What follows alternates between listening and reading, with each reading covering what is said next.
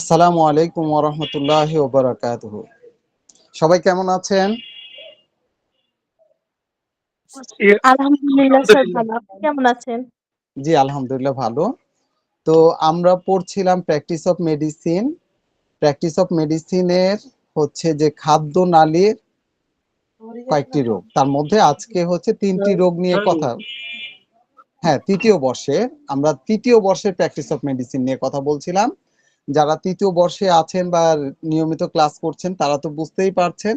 আর যারা তৃতীয় বর্ষে নেই, প্রথম বর্ষ বা দ্বিতীয় বর্ষ তাদের কোনো অসুবিধা নেই। আমাদের ক্লাস করলে ইনশাল্লাহ আপনারা ক্লাস বুঝতে পারবেন এবং জানতে পারবেন।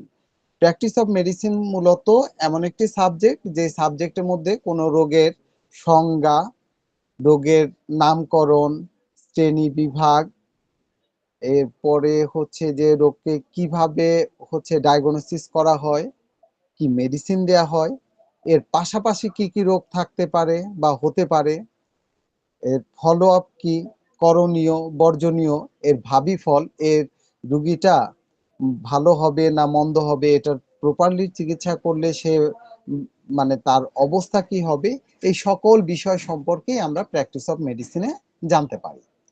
তো আমরা ধারাবাহিকভাবে যেই বিষয়গুলি নিয়েই আমরা পড়ছি সেটা হচ্ছে যে আমরা এর আগে পড়েছি স্টোমাটাইটিস, গ্লোসাইটিস, যেটা মুখ গহ্বরের রোগ। তো আজকে আমরা মানে গত ক্লাসটা পরিপূর্ণ শেষ করতে পারিনি, তারই রিভিউ আমি দিব। তো এবং সামনের দিকে এগিয়ে যাব। তো আমরা যে ক্লাসটা নিচ্ছি সেটা হচ্ছে যে আপনার গ্যাস্ট্রিক আলসার। গ্যাস্ট্রিক মূলত আসলে কোনো রোগ না। গ্যাস্ট্রিক হচ্ছে স্টমাকের অপর নাম হচ্ছে গ্যাস্ট্রিক। এটাকে রোগ যদি হয় তখন আমরা বলে থাকি গ্যাস্ট্রাইটিস বা স্টমাকের প্রদাহ।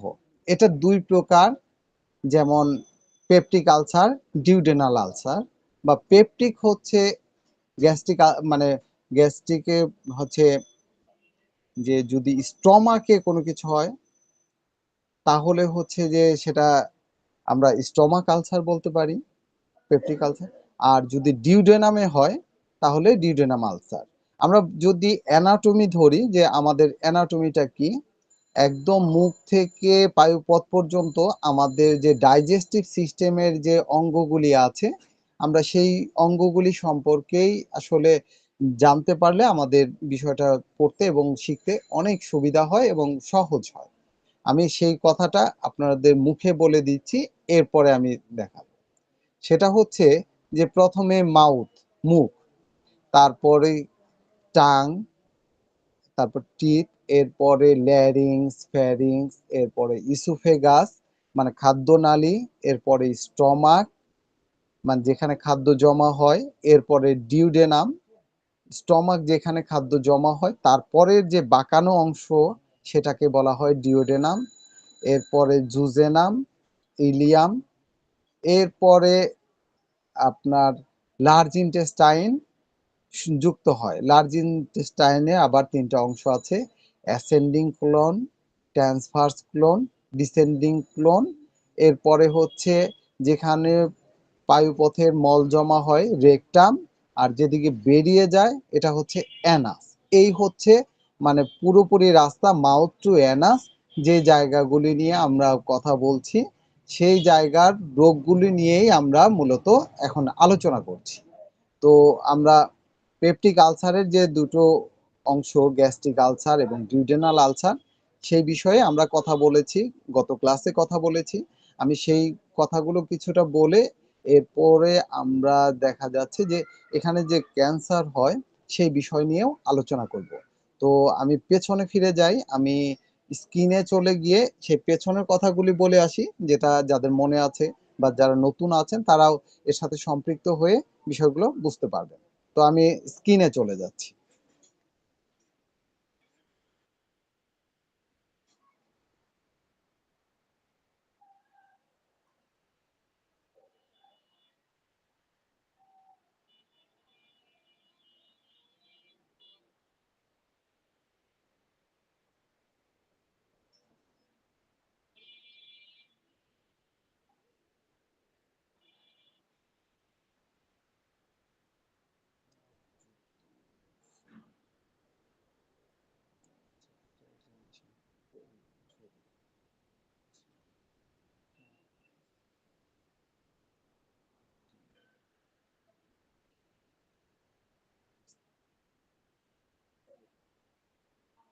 পেছনে চলে যাই।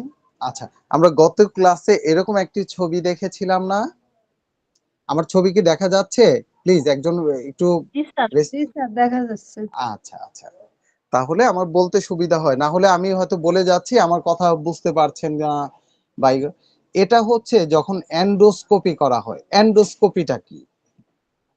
স্কোপি যত জায়গায় শব্দটা স্কোপি থাকবে সেটা মানে দেখা। আপনার কোলোনোস্কোপি, আপনার যে কোনো জায়গায় আমাদের মেডিকেল টার্মের সাথে যদি কোনো জায়গায় কপি শব্দটা থাকে তাহলে সেটা হচ্ছে মানে সেটা হচ্ছে দেখা। তো এন্ডোস্কোপি নাম তো আমরা সচরাচর শুনেছি। এটা সাধারণত কম্পিউটারের সাথে যুক্ত একটি পাইপ থাকে যার মাধ্যমে মুখ থেকে ভিতরে খাদ্যনালীর যে অংশগুলো তার ভেতরে কোথাও কোনো ঘা হয়েছে কিনা, কোথাও কোনো আলসার আছে কিনা তার চিত্র বা ছবি উঠিয়ে আনা হয় এবং আধুনিক যে ইগুলি আছে সেখান থেকে কয়েক টুকরা মাংস কেটে আনা যায়। এমনকি এটা এখন অত্যাধুনিক এখানে মেরামত করা বা আরো অনেক কিছুই অতিরিক্ত সুবিধা রয়েছে। কিন্তু সাধারণত আমরা করে মানে এন্ডোস্কোপির যে ছবি এই ভিউটাই। এটা হচ্ছে স্টমাকের ভিতরের অংশ দেখতে কেমন এন্ডোস্কোপি দিয়ে একটা জীবন্ত মানুষের ভিতরের অংশটা ঠিক দেখতে এমনই। এখন যেভাবে দেখতে পাচ্ছেন একটা মানুষের ভিতরের অংশটা ঠিক এমনই আপনারা দেখতে পাবেন। তো এখানে যদি কোথাও এখন এটা কিন্তু স্বাভাবিক একটা দেখা যাচ্ছে। এখানে তেমন কোনো সমস্যা নেই। যেখানে সমস্যা হবে সেই জায়গাটা ক্ষতর মতো দেখা যাবে অথবা মানে সেখানে ঘার মতো দেখা যাবে। তো এই তো সাদা এ সাদা এগুলো কি সবই? জি? এখানে যে সাদা ফোঁটা সাদা সাদা দেখা যাচ্ছে এগুলো কি আচ্ছা, স্বাভাবিক? হ্যাঁ, সাদা, সাদা। এর মধ্যে লাইট লাগানো থাকে। আপনি যেই কথা বলবেন কথা শেষ হলে মিউট করে নিয়েন তাহলে ওই যে ইকো হবে না। আচ্ছা, এইখানে এই যে নিচের অংশে যে সাদা সাদা আমরা দেখতে পাচ্ছি এটা আসলে এই জায়গাটাতে একটা হচ্ছে যে লাইট পড়ার কারণে সাদা হয়ে আছে, আরেকটা হচ্ছে যে সাদার পরিমাণটা যদি একটু বেশি এবং কালার চেঞ্জ মনে হয় এই যে এখানে তাহলে এটা বোঝা যাবে। যেমন এই পাশটা এই যে এখানে যে লাল এটা কিন্তু স্বাভাবিক একটা অংশ বা স্বাভাবিক অবস্থা, ঠিক আছে? কিন্তু এই যে এখানে যে আপনার অংশটা আছে সাদা এই জায়গাটাতে মনে হচ্ছে যে না কিছু একটা এই অংশের কালার চেঞ্জ হয়ে গেছে, ক্ষতর মতো তৈরি হয়েছে, একটা বর্ডার লাইন তৈরি হয়েছে এই যে এখানে, তার মানে এখানে একটা সমস্যা তৈরি হয়েছে। ঠিক আছে, বুঝতে পারছেন? না স্যার, এখানে সাদা সাদা ভিতরে কালোর মধ্যে সাদা যে ফোঁটা এই যে মাঝখানে সাদা সাদা ভিতরে কালো। আচ্ছা, আচ্ছা, এখানে বিভিন্ন ধরনের পেপটিক জুস থাকে। জুস বলতে মিউকাস মেমব্রেন থাকে, এরপরে আপনার হাইড্রোক্লোরিক অ্যাসিড থাকে, অন্যান্য যে অংশগুলি থাকে তার মধ্যে যদি লাইট পড়ে সেই সময়ে এরকম চকচকে দেখায়। এটা স্বাভাবিক, এটা অস্বাভাবিক না। ওই যে সাদা সাদা ছোট ছোট দানার মতো দেখা যাচ্ছে না, এই যে আমরা দেখতে পাচ্ছি, এটা স্বাভাবিক, এটা অস্বাভাবিক না। এটা হচ্ছে যে লাইট পড়ার কারণে ওই পানির মতো চকচকে বস্তুটা চকচক করছে, কিন্তু ক্ষতটা হচ্ছে এই যে নিচের অংশে যেখানে যে লাল কালার চেঞ্জ হয়ে সাদা হয়ে গেছে এরকম অংশটা হচ্ছে ক্ষত। এই যে নিচের অংশে লাল কালার চেঞ্জ হয়ে সাদা যেখানে হয়েছে। আচ্ছা, এবার আসি, এই যে আমি দেখাচ্ছি এটা কি বলেন তো?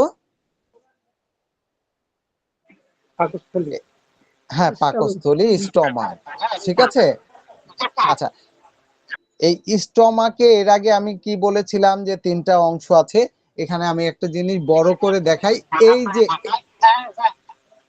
স্টমাক আলসারটা দেখতে পাচ্ছেন? জি স্যার। জি স্যার, দেখা যাচ্ছে। আচ্ছা, এখানে স্টমাক আলসার এখানে হয় অনেক সময় উপরে ফান্ডাসে হয়, বডিতে হতে পারে, অথবা পাইলোরিক এরিয়া মানে যেখানে এই যে এখানে একটা মুখ বা একটা ওই যে দুই পাশে চাপানো একটা রিং এর মতো মনে হচ্ছে না শেষ অংশে স্টমাকে? জি স্যার। আচ্ছা, এখানে দেখেন সংযোগ, এই যে ইসোফেগাস, এখানে এটা হচ্ছে খাদ্যনালী। এই খাদ্যনালীতেও আলসার হয়, খাদ্যনালীতে ক্যান্সার হয়। এরপরে আমি খাদ্যনালীর ক্যান্সার বিষয়েই আলোচনা করব, মানে এই আলোচনাগুলো শেষে। তো সেই ক্ষেত্রে আমি ক্যান্সার কি, ক্যান্সারের লক্ষণ, অন্যান্য বিষয়গুলো নিয়েও আলোচনা করব। তো আমরা আগে এটাই করি যে স্টমাকের কয়টা অংশ? 3টা অংশ, ফান্ডাস, বডি, পাইলোরাস। এভাবে 3টা অংশ না? জি স্যার। উপরের মোটা অংশটা হচ্ছে ফান্ডাস, মাঝখানের অংশটা হচ্ছে বডি, আর শেষের যে অংশটা আছে এটা হচ্ছে পাইলোরাস। তো এখানে আলসার হয়েছে কিন্তু বডিতে, স্টমাক বডিতে। এরপরে আরেকটা, এখানে এই চিত্র থেকে আমি আরেকটা জিনিস দেখাই, ডিউডেনাম লেখা আছে না মার্ক করে? জি স্যার। এখানে কিন্তু বড় করে মার্ক করে ডিউডেনাম লেখা আছে। আচ্ছা, এর মাঝে দেখেন একটা গোল আকারের লাল একটা পিণ্ডের মতো দেখা যাচ্ছে না? জি। আচ্ছা, এটা হচ্ছে ডিউডেনাম আলসার যদি হয় তাহলে এই পিণ্ডটা দেখা যাবে। যে স্টমাক আলসার হলে একরকম দেখা যাবে, যদি ডিউডেনাল আলসার হয় তাহলে আরেকভাবে দেখা যায়।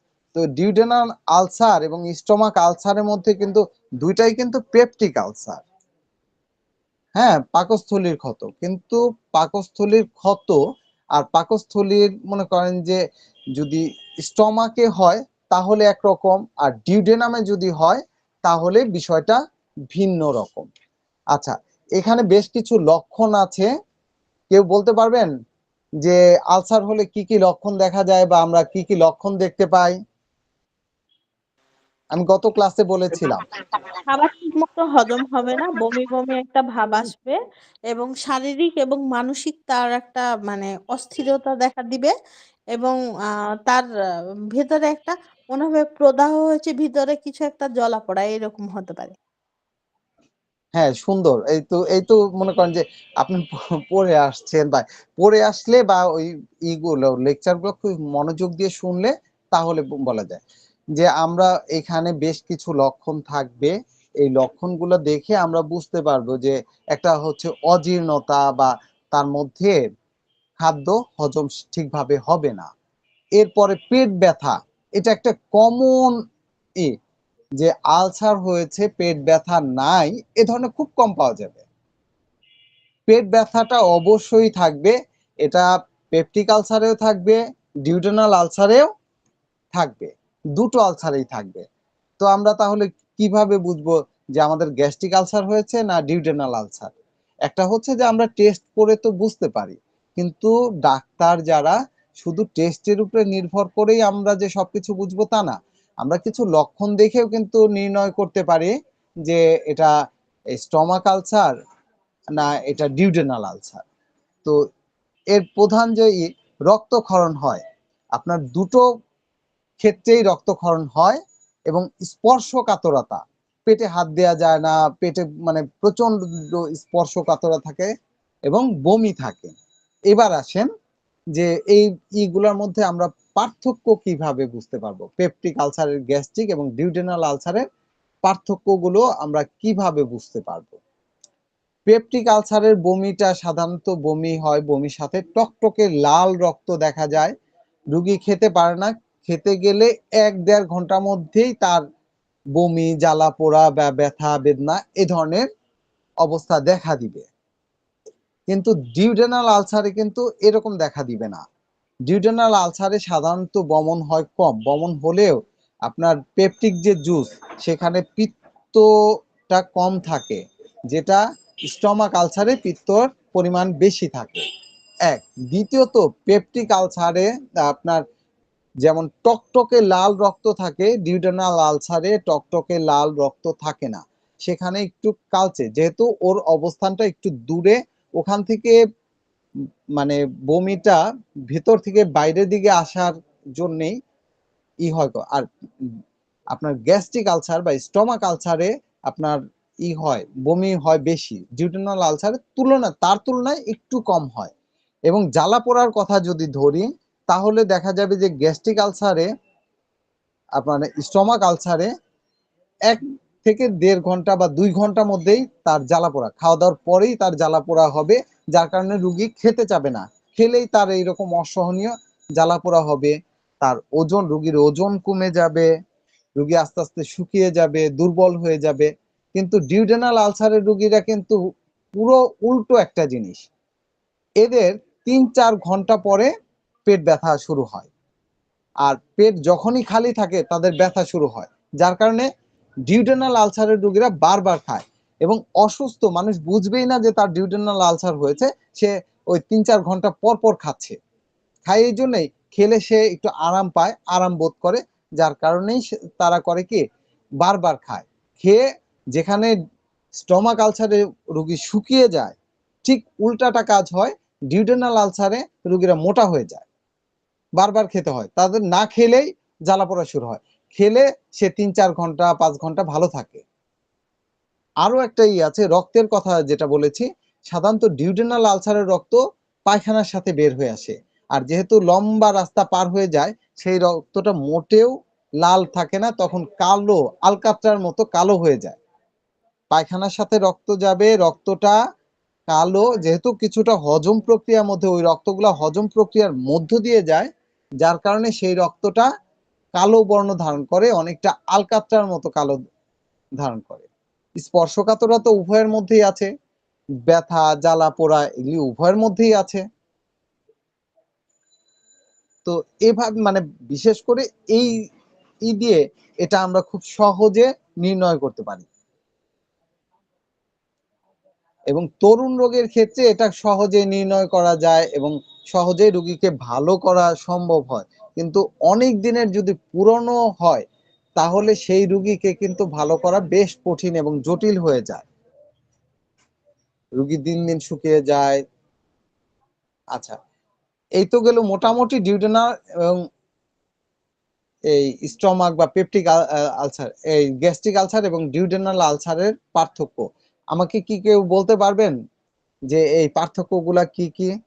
আমি যে আলোচনা করলাম সেই আলোচনাটা বললেও হবে।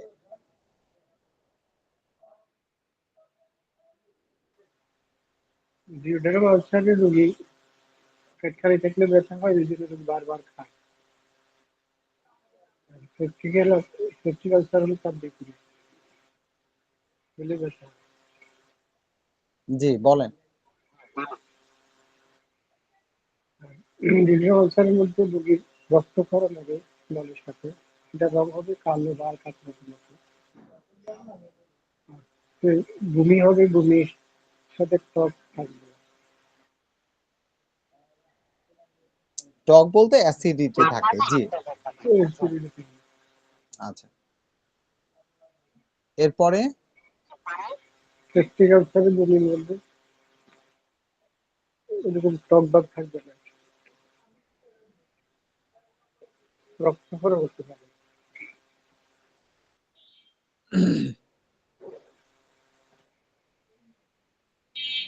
বেশি হচ্ছে কি?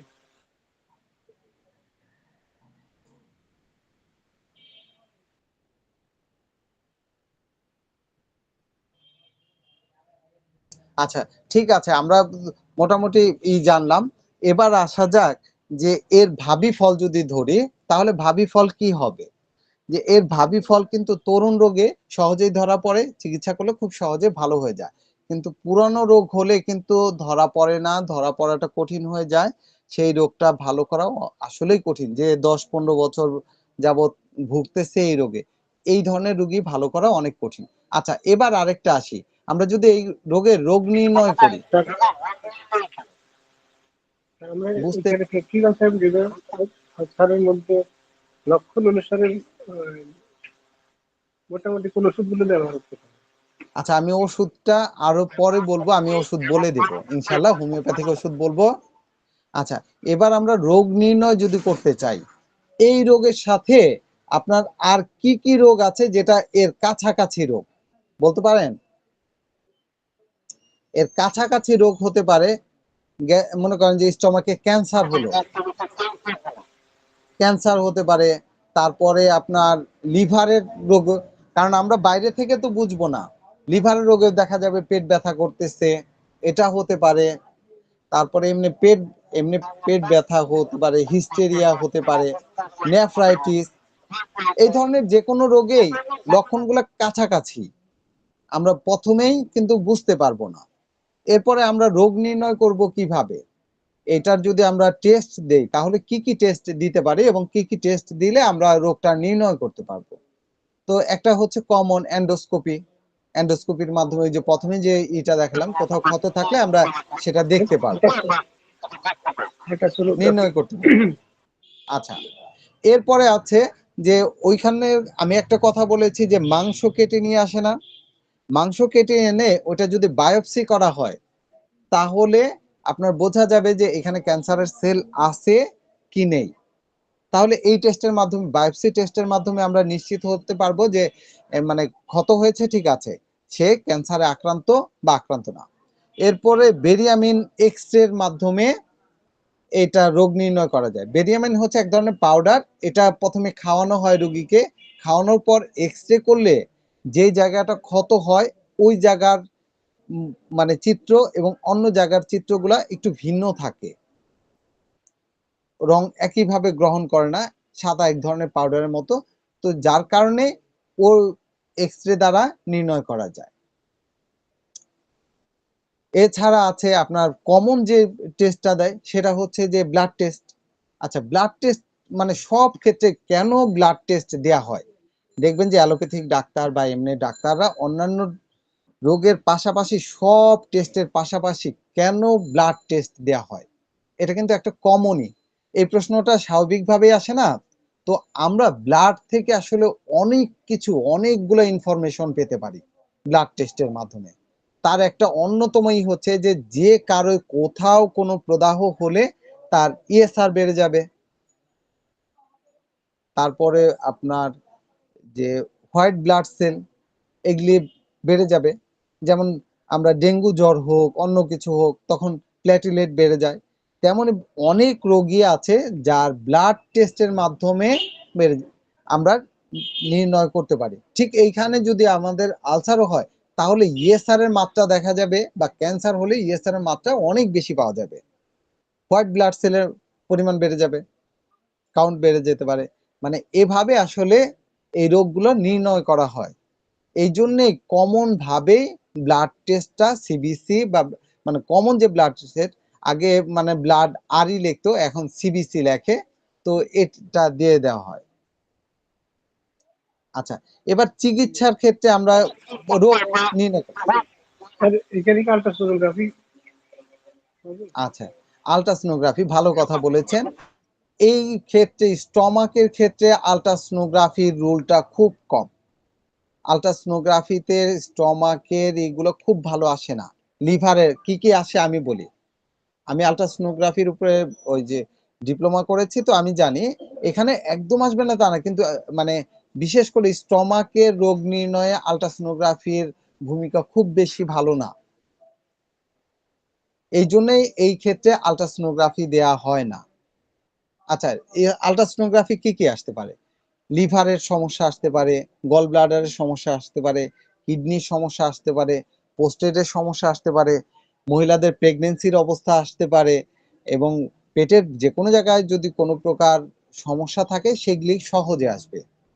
এছাড়া আপনার আলট্রাসোনোগ্রাফি ব্রেস্টের দেয়া যায়, ব্রেনের দেয়া যায়, হাড়ের অনেক কিছুই, এবং হার্টের আপনার যে হার্ট রেট এবং হার্টের বেশ কিছু আলট্রাসোনোগ্রাফির মাধ্যমে হার্টের ইকোকার্ডিওগ্রাফি করা সম্ভব হয়। এবার ক্লিয়ার? আচ্ছা, আমরা চিকিৎসার ক্ষেত্রে কি কি করব? রোগীকে পূর্ণাঙ্গ বিশ্রামে রাখবো, তার সমস্যা যেখানে হয় সহজপাচ্য খাবার দিব, যেই জিনিসগুলোতে সহজে হজম হয়, তার কোনো সমস্যা হয় না, এই ধরনের। পালনীয় হচ্ছে যে সে যদি মনে করেন যে যা করবে সেটা হচ্ছে যে একটা নিয়মতান্ত্রিকতার মধ্যে আসবে। উচ্ছৃঙ্খল চলাফেরা করা যাবে না, খাওয়ারটা ঠিক টাইমলি খেতে হবে, নিয়মিত ঘুমাতে হবে, পুষ্টিকর খাবার, সহজ পাচ্য এবং পুষ্টিকর খাবার, এই ধরনের খাবার দিতে হবে। বর্জনীয় হচ্ছে যে যত ধরনের তামাক, বিড়ি, সিগারেট, মদ, গাঁজা, নেশা জাতীয় যত কিছু আছে সবকিছুই বর্জন করতে হবে। চিংড়ি মাছ, তারপরে কাঁকড়া, ইলিশ মাছ, এই ধরনের জিনিসগুলা তার সমস্যা হলে এগুলি বাদ দিয়ে দিবে। আচ্ছা, এবার আসা যাক মেডিসিনের কথা বলেছেন। আমরা হোমিওপ্যাথিক মেডিসিন যদি অ্যাপ্লাই করি তাহলে ধরেন আর্জেন্টাম নাইট্রিকাম আসতে পারে, এরপরে আর্সেনিক অ্যালবাম আসতে পারে। লক্ষণ অনুসারে আমরা ওষুধ দিব। মানে আমি বলছি এটার মধ্যে আলসার আছে আর আমি এই ওষুধ দিব, এটা আমরা কখনোই করব না। আমরা যে ওষুধগুলা দিব সম্পূর্ণ লক্ষণ ভিত্তিক যে ওষুধ আছে, আমরা সেই লক্ষণ ভিত্তিক ওষুধ। আর্সেনিকে প্রচন্ড জ্বালাপোড়া অস্থিরতা আছে, আর্জেন্টাম নাইট্রিকামের রোগীরা অস্থির থাকে, যে কোনো কাজ খুব তাড়াহুড়া করে, পেটে বায়ুতে ফুলে যায়, বিভিন্ন ধরনের মানে যদি একটা একটা করে মেডিসিনের লক্ষণগুলো বলতে যাই তাহলে সবই হবে। আমি দু চারটা কথা বলছি। এরপরে আসতেছে ধরেন যে হাইড্রাস্টি স্ক্যান। এটা বিশেষ করে স্টমাক বা এমনকি ক্যান্সারের ক্ষেত্রেও খুব ভালো একটা মেডিসিন। এটার নিম্ন শক্তি মাদার টিংচারও হতে পারে 3x 6 বা 30, এ ধরনের যাদের বিশেষ করে কোষ্ঠকাঠিন্যতা থাকে এবং অন্যান্য লক্ষণ মিলিয়ে আমাদের ওষুধটা দিতে হবে। ক্রিয়জোর থাকতে পারে, প্রচন্ড জ্বালাপোড়া, ক্ষত প্রচন্ড মানে আগুনের মতো জ্বালাপোড়া, এই ধরনের যদি ক্ষত হয় তাহলে বাইক্রন দিতে পারে, পেট্রোলিয়াম দিতে পারি, গ্রাফাইটিস দিতে পারে, ইউরেনিয়াম নাইট্রিকাম, অ্যানাকার্ডিয়াম, বিশেষ করে আচ্ছা, ডিউডেনাম আলসারে অ্যানাকার্ডিয়ামটা খুব ভালো কাজ করে। চেলিডোনিয়াম হতে পারে, নাক্স হতে পারে, বিসমাথ, ফসফরাস, পুন্ডরাঙ্গ, acid carbolic, ferrum met, kali carb, ipecac, বমি থাকলে, হেমামেলিস, ব্লাডের সাথে রক্ত আসলে, মিলিফোলিয়াম, যদি টকটকে লাল থাকে আর যদি জ্বালাপোড়া থাকে তাহলে হেমামেলিস ইত্যাদি মেডিসিন গুলো আমরা এর সাথে অ্যাপ্লাই করতে পারি। তো এখানে তো আসলে উদাহরণস্বরূপই আমরা কয়েকটা মেডিসিনের কথা বলে থাকি। আসলে সব মেডিসিন তো আর মানে বলা সম্ভব না। আমরা রেপার্টরি করতে পারি, আমরা ম্যাথমেটিক্যাল সহায়তা নিতে পারি, ঠিক আছে? তো স্টোমাক আলসার এবং ডিউডেনাল আলসার সম্পর্কে মোটামুটি একটা ধারণা হয়েছে। আমি সামনের দিকে এগিয়ে যাই। আচ্ছা, আমি এর আগে এই ক্লাসটা নিয়েছি, পড়িয়েছি। এখানে পেপটিক আলসার কাকে বলে এই সম্পর্কে এবং ডিউডেনাম আলসার যদি স্টমাকে হয় পেপটিক আলসার, আর ডিউডেনামে যদি মনে করেন যে হয় তাহলে ডিউডেনাম। আচ্ছা, পেপটিক আলসারে মানব দেহের কোথায় কি হয় এইগুলো আমি এর আগে দেখিয়েছিলাম। এবার আসা যাক, মনে করেন যে যদি আমরা এই যে এখানে একটা ছবি আছে, এটা হচ্ছে যে যদি আলসার, এই যে এই ছবিটা দেখতে পাচ্ছেন, আলসার জি ক্ষতটা স্যার। কেমন হয়? হ্যাঁ, দেখেই বোঝা যাচ্ছে না যে না এখানে ক্ষত তৈরি হয়েছে? আমি আর ওই পড়ার মধ্যে যাচ্ছি না, মানে আপনার এন্ডোস্কোপির ছবি যখন দেখবেন ঠিক এরকমই দেখ। আমি কথা মানে কে যেন বলছিলেন, আমি শুনতে পাচ্ছি না। কারো মিউট করে নেন, কারো মাইক খোলা আছে মিউট করে নেন, না হলে আমার কথাটাই হয়, প্রতিধ্বনি হয়, ভালো করে বুঝাতে পারি না। শুধু কথা বলার প্রয়োজন হলে আপনি আনমিউট করে কথা বলবেন, বাকি সময়টা মিউট করে রাখবেন। আচ্ছা, এই যে দেখা যাচ্ছে সুন্দর করে, এটা দেখেই বোঝা যাচ্ছে যে না এখানে একটা ক্ষত আছে। আচ্ছা, এবার আসা যাক যদি এটা ক্যান্সার হয় তাহলে আমরা কি বলবো? যেমন অন্ননালীর ক্যান্সার, আমরা কিন্তু দুইটা ডিজিজ পড়ে ফেলেছি। এবার আমরা যদি আসি যে অন্ননালী ইসোফেগাসে ক্যান্সার হয়, তাহলে ইসোফেগাসে ক্যান্সারটা আমরা কিভাবে বুঝবো? কেউ বলতে পারবেন?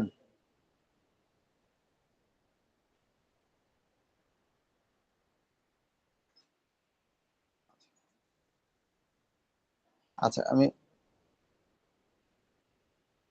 আচ্ছা, ইসোফেগাসে যদি আপনার ক্যান্সার হয় তাহলে আমরা কিভাবে বুঝবো? প্লিজ একজন একটু বলেন। বা ধরেন স্টমাকে ক্যান্সার হলে আমরা কিভাবে বুঝবো?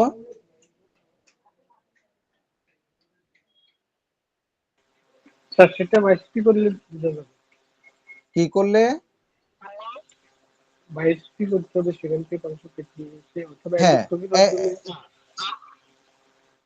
বায়োপসি টেস্টে আমরা বুঝতে পারবো। আমি এর আগে বলেছি না, আমি যে কথাটা বলেছি সেটাই, যে যদি আমরা ওই যে মনে করেন যে যখন এন্ডোস্কোপি করা হয় ওখান থেকে মাংস কেটে এনে সেই অংশটা পরীক্ষা করলে এছাড়া ক্যান্সার মার্কার নামে আরো পরীক্ষা আছে। এরপরে আছে আপনার ওই যে নিউরোসায়েন্স, ওনারা আরেকটা পরীক্ষা করে ক্যান্সারের নিশ্চিত হওয়ার জন্য। আপনার এভাবে আপনার হতে পারে, কিন্তু আপনার যদি লক্ষণের দিকে তাকান লক্ষণগুলা একই রকম।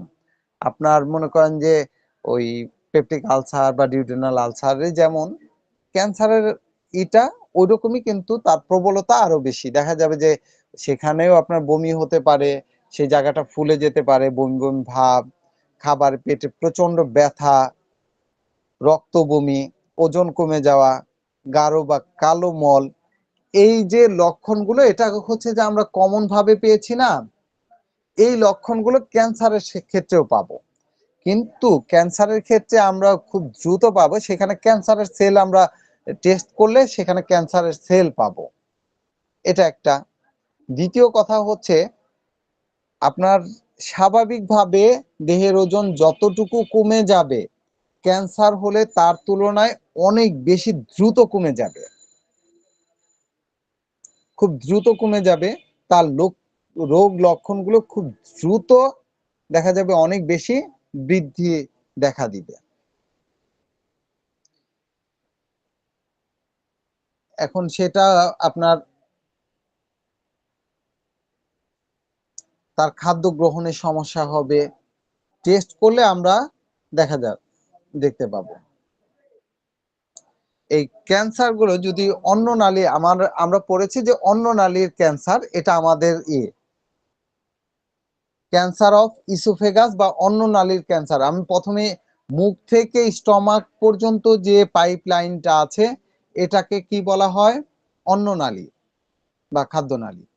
এটার যে ক্যান্সার এটাকেই বলা হয় অন্ন নালীর ক্যান্সার।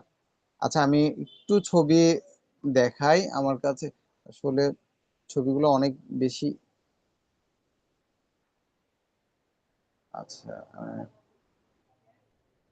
আরো ক্লাসের আছে তো এই জন্যই। আচ্ছা, এইখানে সেলগুলো দেখতে পাচ্ছেন? জি জি স্যার, স্যার। দেখতে পাচ্ছি। আচ্ছা, ক্যান্সার সেলগুলো দেখতে ঠিক এরকম। সেটা হচ্ছে অনেকটাই কদম ফুলের মতো। আপনারা করোনা ভাইরাসের দেখেছেন না ইতিপূর্বে? করোনা ভাইরাসের করোনা ভাইরাসের উপর পদক্ষেপ। আচ্ছা, ক্যান্সার সেলটাও ঠিক এরকমই। এখানে একটা কথা বলা হয়ে থাকে যে ফ্রি রেডিকেল, অর্থাৎ এইগুলো খুব দ্রুত এক জায়গা থেকে অন্য জায়গায় স্থানান্তরিত হতে পারে। এই সেলগুলো এক জায়গায় বাসা বাঁধলো, সেখানে ধরেন যে এই যে দেখেন এই জায়গায় সামনের জায়গাগুলো নীল রঙের সমান মসৃণ দেখা যাচ্ছে না? এই ছবিতে দেখতে পাচ্ছেন?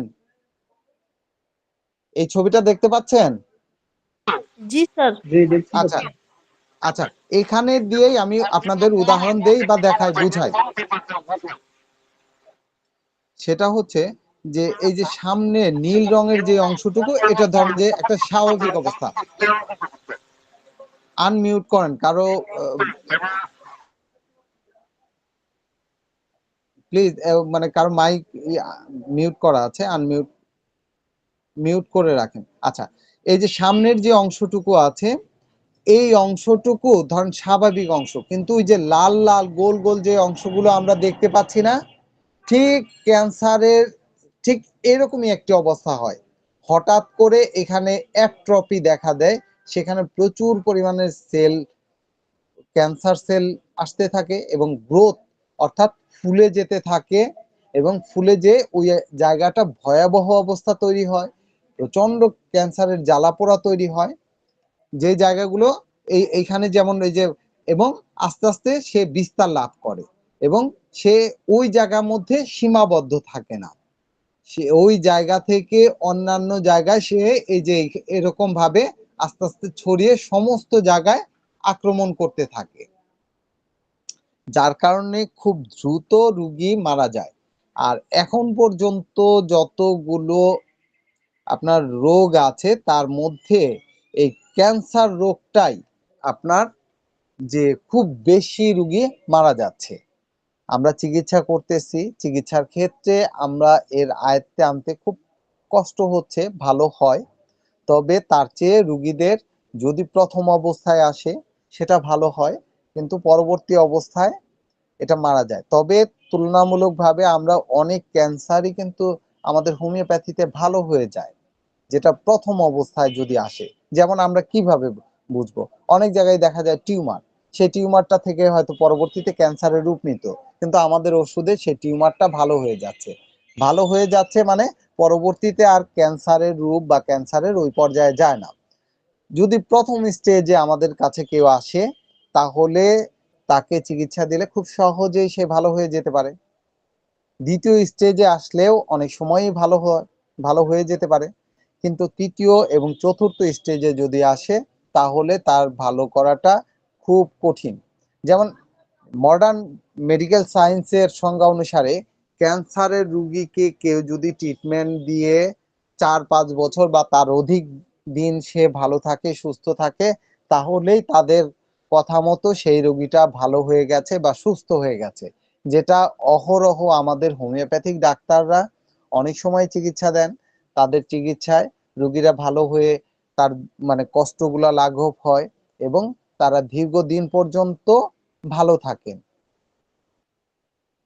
তো এখানে আমরা তো এখন দেখেছি বা বুঝতে পারছি যে ক্যান্সারের সেলগুলো এভাবে অনবরত রক্তের মাধ্যমে এক জায়গা থেকে, প্রথমে ধরেন লাংসে হয়েছে, সেখান থেকে সে আরেকটা জায়গায় গিয়ে কিডনিতে অথবা লিভারে অথবা অন্য আরেকটা জায়গায় সে আক্রমণ করে বসে এবং সাথে সাথে এই সেলগুলো অনবরত বিভাজিত হয়ে বেড়ে যেতে থাকে। তো এভাবেই ক্যান্সার সেলগুলো হয়, আক্রমণ করে এবং তবে আমরা কিন্তু এবার আসি যে দ্বিতীয় এবং মানে তৃতীয় এবং চতুর্থ মানে স্টেজে তাহলে আমরা কি করে থাকি। আমাদের কাছে রোগীরা আসে কেমোথেরাপি দিয়ে, রেডিওথেরাপি দিয়ে। কেমোথেরাপি হচ্ছে যে কয়েকটা মেডিসিন একাত্র করে, অনেক পাওয়ারফুল মেডিসিন, এটা রোগীকে খাওয়ানো হয়, মানে এক একটা ডোজ হয়তো 1 মাস 2 মাস বা 3 মাসের ব্যবধানে এই ডোজগুলি দেয়া হয়। তার মধ্যে কারো 8টা 10টা 15টা কেমন মানে স্যার ইনজেকশন দেওয়া হয়? হ্যাঁ হ্যাঁ, মানে কেবল ইনজেকশনের মাধ্যমে ইনজেকশন। জি পুশ করে দেয়া হয়, কিন্তু সেখানে একদম একক সিঙ্গেল মেডিসিন থাকে না, সেখানে কয়েক প্রকার মেডিসিনের সংমিশ্রণ দেয়া হয়। এটা কি করে? ক্যান্সার সেলকে ধ্বংস করে। কিন্তু পাশাপাশি যে সমস্যাটা তৈরি হয় সেটা হচ্ছে যে এই ক্যান্সার সেল ধ্বংস করতে গিয়ে আপনার অন্যান্য সেল, যেটা ভালো সেল সুস্থ সেল, সেটাও ধ্বংস হয়ে যায়, যার কারণে রোগীরা অনেক সময় খুব দ্রুত দুর্বল হয়ে যায়, চেহারা বিকৃত হয়ে যায়, মাথার চুল পড়ে যায় বা অন্যান্য সমস্যা। কারণ এর মানে ক্যান্সার ভালো করার জন্য যতটুকু উপকরণ তার চেয়ে বেশি সাইড ইফেক্ট হয়ে থাকে। রেডিওথেরাপি একই রকম, এটা হাই রেডিয়েশন দিয়ে এই সেলগুলোকে উম, মানে কিল করা হয়, কিন্তু এই সেলগুলোকে কিল করতে গিয়ে ভালো সুস্থ সেলও অনেক মারা যায়। তো তারপরেও চিকিৎসা হচ্ছে। আচ্ছা, আমরা কিভাবে চিকিৎসা করি?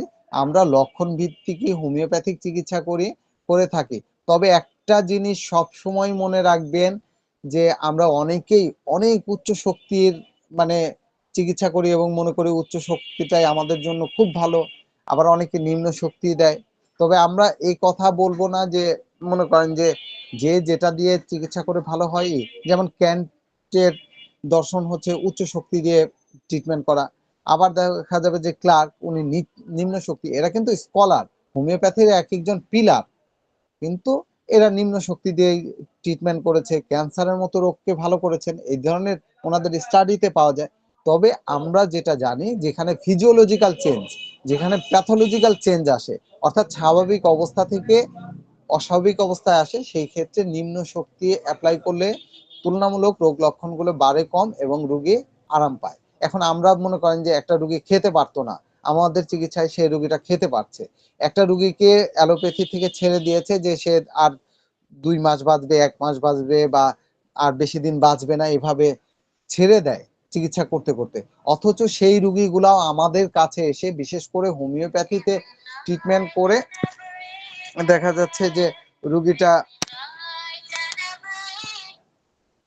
ভালো হয়ে যাচ্ছে, অথবা দেখা যাচ্ছে যে তার কষ্ট দূর হয়ে গেছে, সে ভালো আছে বা ভালো থাকতে পারে। এই জন্যেই তো আমরা হোমিওপ্যাথিতে ট্রিটমেন্ট দিয়ে থাকি। তো হোমিওপ্যাথিতে ট্রিটমেন্ট দিলে আমাদের প্রথম ইটা হচ্ছে যে যদি কারো মনে করেন যে লাইভলিডটা বেড়ে যায়, যেখানে 6 মাসের কথা বলেছে সেখানে যদি আমরা 6 বছরও তাকে মানে চিকিৎসা করে তার জীবনটা বাড়িয়ে নেয় আল্লাহর রহমতে, তাহলে এটাই আমাদের অনেক বড় প্রাপ্তি সেকেন্ড এবং থার্ড স্টেজে। ফার্স্ট স্টেজ হলে তো ওই যে বললাম যে ক্যান্সার বা যখন টিউমার হয়, টিউমার গুলা থেকেই অনেকটা ক্যান্সারের রূপ নেয়। তো এই ধরনের রোগী অহরহ আমাদের হোমিওপ্যাথিতে ভালো হয়, আমাদের মেডিসিনে ভালো হয়। কিন্তু থার্ড স্টেজ বা সেকেন্ড স্টেজ বা যখন অন্য ইয়েরা ছেড়ে দিয়েছে, তখনও কিন্তু আমরা ট্রিটমেন্ট করি এবং তখন ট্রিটমেন্ট করে যদি রুগীকে উপশম দেয়া যায়, তার কষ্ট দূর করা যায়, তার যদি খেতে পারতো না খেতে পারে, হয়তো জ্বালা যন্ত্রণায় সে ঘুমাতে পারতো না, সঠিকভাবে ঘুমাতে পারে, তার কষ্টটা দূর হয়, এটাও কিন্তু কম পাওয়া না, এটাও অনেক পাওয়া, অনেক বড় পাওয়া। যেখানে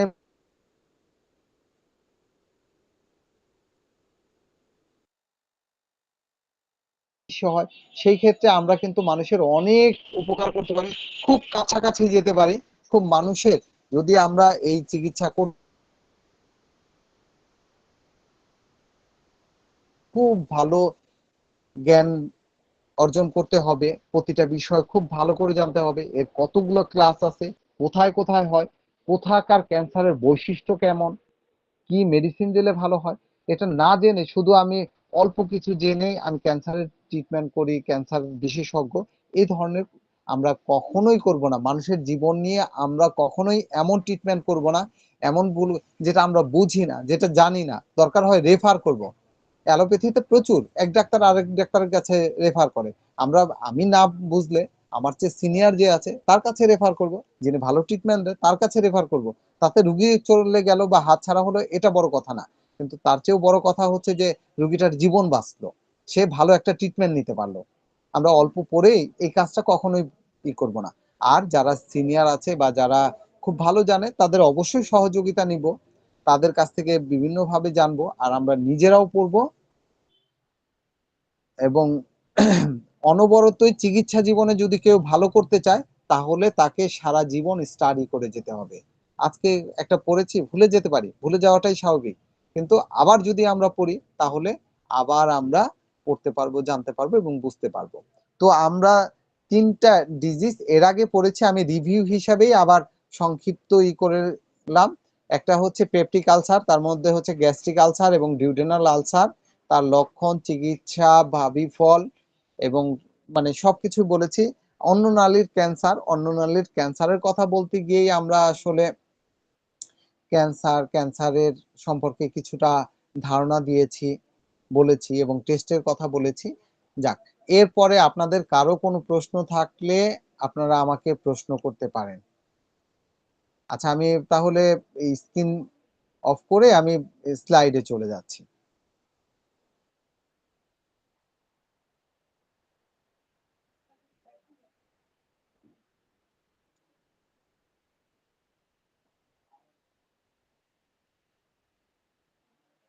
আচ্ছা, কারো কোনো প্রশ্ন আছে?